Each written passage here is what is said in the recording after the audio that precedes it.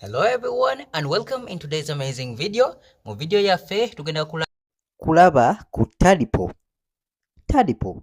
What is a tadpole? Tadpole kitegeeza ki? A tadpole is a young one of a frog. Yes, a tadpole is a young one of a frog. Tadpole mu Luganda tugamba akakere akato. Akakere akato.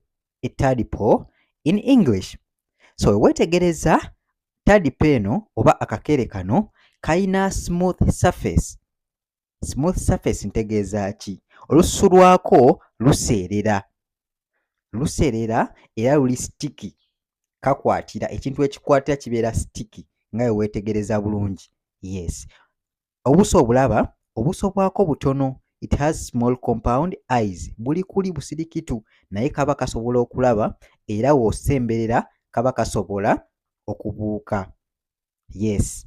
Amagulu gaako gali folded era nga w'okalaba naye kasobola okubuuka okasemberera. obugulu bwako kabufunyizza naye w'okasemberera n'ogezaako kakwata nga kabuuka.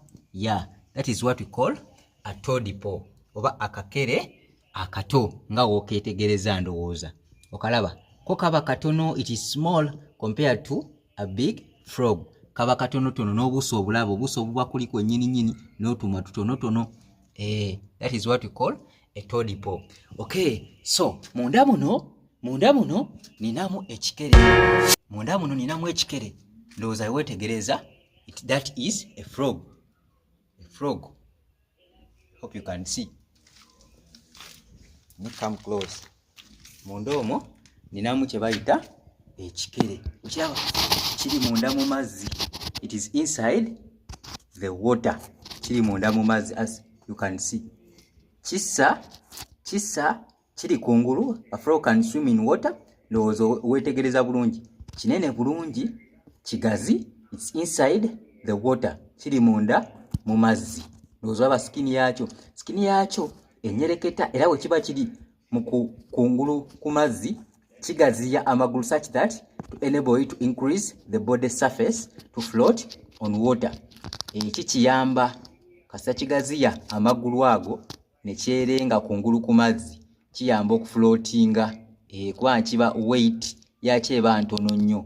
It is less dense than water. That enables it to float.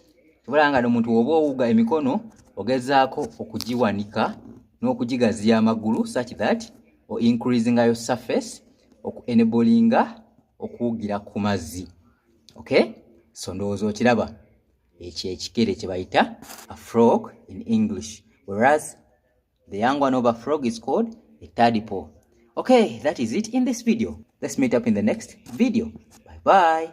Weraba.